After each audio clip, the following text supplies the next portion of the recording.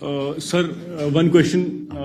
Chandrababu Naidu has compared you to Pablo Escobar. So what's your I didn't get your point. Could you repeat it? Sir, Chandrababu Naidu yesterday, compared yourself to Pablo Escobar, the Russian drug lord. So what's your say about that? Colombian is. What is his name? Pablo Escobar. What is it? Pablo Escobar. What? Pablo Escobar. Pablo, sir. Pablo. So he's more of a Colombian drug lord, sir. Is he Chandrababu's friend? That he knows his name so well. He must be, otherwise I don't know his name itself. And on the other hand, Chandrababu Naidu is repeatedly speaking of a particular person. And also must be. Sir, In a sense, since you are in Andhra Pradesh, you know who is the mafia and who is doing what.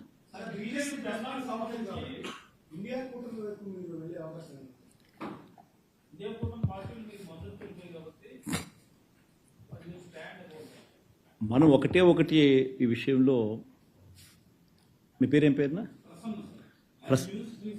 Prasanna అదిగా ప్రసన్న ఒకటి మనం గుర్తుపెట్టుకోవాల్సింది ఏంటంటే ప్రసన్న మనం డెమోక్రసీలో ఉన్నాం. జరుగుతూ ఉన్న అన్యాయం గురించి జరుగుతూ ఉన్న విషయాల మీద సాక్ష్యాధారాలతో సహా అంటే ఫోటో గ్యాలరీ ఆర్గనైజ్ చేసి వీడియో క్లిప్పింగ్స్ కూడా ఆర్గనైజ్ చేసి ఈ ఫోటో గ్యాలరీ ద్వారా వీడియో క్లిప్పింగ్స్ ద్వారా ఢిల్లీలో ఫోటో గ్యాలరీ ప్రొటెస్ట్ ఆర్గనైజ్ చేసి ఇవన్నీ కూడా డిస్ప్లే చేసి అన్ని పార్టీలను పిలిచినాం. వాళ్ళ పార్టీలకు సంబంధించిన రిప్రజెంటేటివ్స్ వచ్చి సపోర్ట్ ఇవ్వమని చెప్పి వాళ్ళనే చూడమని చెప్పి చూసిన తర్వాత కన్విన్స్ అయిన తర్వాత గలం విప్పమని చెప్పి అందరినీ రిక్వెస్ట్ చేసినాం. సిమిలర్గా ప్రతి మీడియా హౌస్ను పిలిచినాం. వాళ్ళ రిప్రజెంటేటివ్స్ని జర్నలిస్టులను పంపించమని చెప్పి రాష్ట్రంలో జరుగుతూ ఉన్న అగత్యాల మీద ఫోటోలు చూడండి మీరే, వీడియో క్లిప్పింగ్స్ మీరే చూడండి, చూసిన తర్వాతనే మీరు న్యాయం వైపున ధర్మం వైపున గలం విప్పండి అని అందరికీ రిక్వెస్ట్ చేసినాం. చేసిన తర్వాత కొన్ని పార్టీలు వచ్చాయి. నువ్వు చెప్తా ఉన్న ఇండియా కూటమికి సంబంధించిన పార్టీలు, మిగతా పార్టీలు వచ్చాయి, కాంగ్రెస్ పార్టీ రాలా. కాంగ్రెస్ పార్టీ ఎందుకు రాలేదు అని కాంగ్రెస్ పార్టీని అడగాల. చంద్రబాబు నాయుడుకు వాళ్ళకు ఉన్న సంబంధాలు ఏమిటి అని కాంగ్రెస్ పార్టీని అడగాల. రేవంత్ రెడ్డి ద్వారా చంద్రబాబు నాయుడు ఏ రకంగా కాంగ్రెస్ పార్టీ పెద్దలతో కాంటాక్ట్ మెయింటైన్ చేస్తూ ఉన్నాడని కాంగ్రెస్ పార్టీని అడగాల. రాష్ట్రంలో జరుగుతూ ఉన్న అరాచకాలు కళ్ళ ఎదుటే కనిపిస్తూ ఉంటే మణిపూర్లో ఏమో ధ్వజమెత్తుతాడు, ఆంధ్ర రాష్ట్రంలో అటువంటి గొడవలు ఇక్కడ జరుగుతూ ఉన్నప్పుడు, అంత దారుణంగా అగత్యాలు జరుగుతూ ఉన్నప్పుడు ఎందుకు మరి వచ్చి మద్దతు ఇవ్వడం లేదు అడగాల కదా. అంటే వాళ్ళకు అనుకూలమైన రాష్ట్రంలో ఏదైనా గొడవలు జరిగినా అడక్కపోవడం ధర్మమేనా? వాళ్ళకు వ్యతిరేకంగా ఉన్న రాష్ట్రాల్లో మాత్రమే గొడవలు జరిగితే అక్కడ మాత్రమే ప్రశ్నించడం న్యాయమేనా? నా వరకు నేనైతే చెప్తా ఉన్నా, ఎవరైతే వచ్చి మనకు మద్దతు ఇస్తారు, ఎవరైతే రాష్ట్రంలో జరుగుతూ ఉన్న అన్యాయాల మీద తోడుగా ఉంటారు, ఖచ్చితంగా వాళ్ళందరితో కలిసి ఖచ్చితంగా పోరాటం చేసే కార్యక్రమంలో, అడుగులు ముందుకు వేసే కార్యక్రమంలో జరుగుతాయి. బీజేపీని పిలిచాము, కాంగ్రెస్ను పిలిచాము, సమాజ్వాదీ పార్టీని పిలిచాము, మన మమతా బెనర్జీ గారిని పిలిచాము, అన్ని పార్టీలను పిలిచినాము. వచ్చిన వాళ్ళందరితో కలుపుకొని వచ్చిన వాళ్ళందరితో కలిసి పోరాటం చేసే విధంగా అడుగులు వేస్తాం. ఎందుకు వేయకుండా ఉంటాం? అల్టిమేట్గా న్యాయం జరగాలి, అల్టిమేట్గా ధర్మం జరగాలి. మన వాళ్ళకి ఇటువంటి కార్యక్రమాలు ఏదైనా మన వాళ్ళ మీద జరగాలి అని అంటే అది వాయిస్ పైకి లేయాలి. వాయిస్ పైకి లేచినప్పుడు దేశవ్యాప్త ఇష్యూ అయినప్పుడు చేయడానికి వీళ్ళు భయపడే పరిస్థితి లేకపోతారు.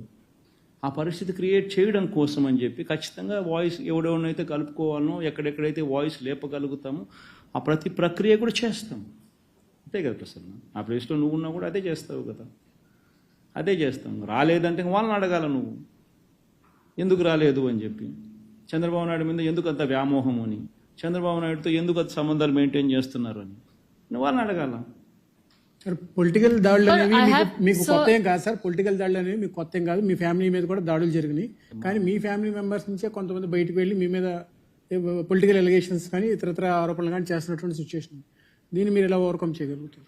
ఈ టాపిక్ మనమే డైవర్ట్ చేయడం ఎందుకు? అసలు జరిగేది ఏంది నేను చెప్పేది. రాష్ట్రంలో 50 రోజుల నుంచి మీరు అంతా చూస్తూనే ఉండరు. ఏం జరుగుతూ ఉందో మన కళ్ళ ఎదుటే కనిపిస్తూ ఉంది.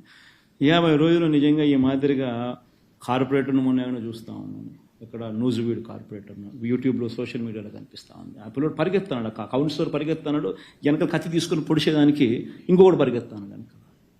మన రషీద్ అనే మన వెనుకొండలో పిల్లోని ఏకంగా కత్తి తీసుకొని సోషల్ మీడియాలో కనిపిస్తుంది వీడియో క్లిప్పింగ్. దారుణంగా నరుకుతూ ఉన్నారు. ఎక్కడ చూసినా ఈ రెడ్ బుక్ పేరుతో హోర్డింగ్స్, ఎక్కడ చూసినా లోకేష్ అనే వ్యక్తి ఎక్కడ చూసినా పెట్టున్నాడు. మన కళ్ళ ముందునే కనిపిస్తూ ఉంది. నేను వెనుకొండలో మన ఏఎంసీ చైర్మన్ కారులో వస్తూ ఉంటే కారు ఆపి ఏ రకంగా కాళ్ళు చేతులు రెండు కూడా ఎరగొట్టి సర్జరీ జరుగుతూ ఉంది. పరిస్థితి చనిపోయినాడని చెప్పి వదిలేసిపోతే మన కళ్ళ ముందునే కనిపిస్తూ ఉండే. సో ఇవన్నీ మన కళ్ళ ఎదుటే ఇటువంటి ఘటనలన్నీ కూడా జరుగుతూ ఉన్నట్టుగా కనిపిస్తూ ఉన్నప్పుడు మనం ఏం చేయాలి తోటి మనిషి కింద? సో ఈ పొద్దు ఈ మనిషికి జరుగుతూ ఉంది, రేపు పొద్దున ఇలాగే దాన్ని వదిలేసినామనంటే లాలెస్నెస్ ఉండదు. లాలెస్నెస్ పెరిగిపోతా పోతుంది.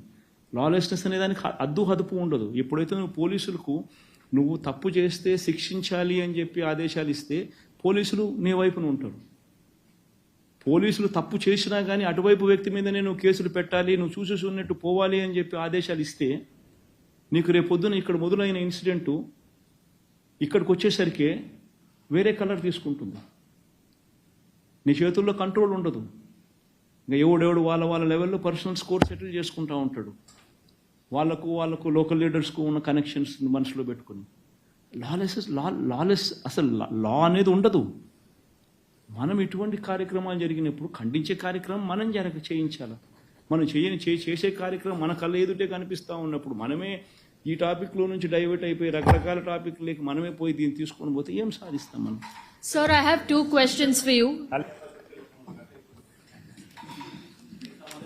ఇప్పుడు ఆపరేషన్ లేకుండానే మోకాళ్లకు ప్లాస్మా ట్రీట్మెంట్. మీ ఆర్థోపెడిక్ సమస్యలన్నిటికీ రోబోటిక్ టెక్నాలజీ ద్వారా తక్కువ ఖర్చుతో శాశ్వత పరిష్కారం. Free consultation. ప్రతి ట్రీట్మెంట్ పై 20% డిస్కౌంట్. ఈ ఆఫర్ కొద్ది రోజులు మాత్రమే. త్వరపడండి. V9 hospitals 9281465842.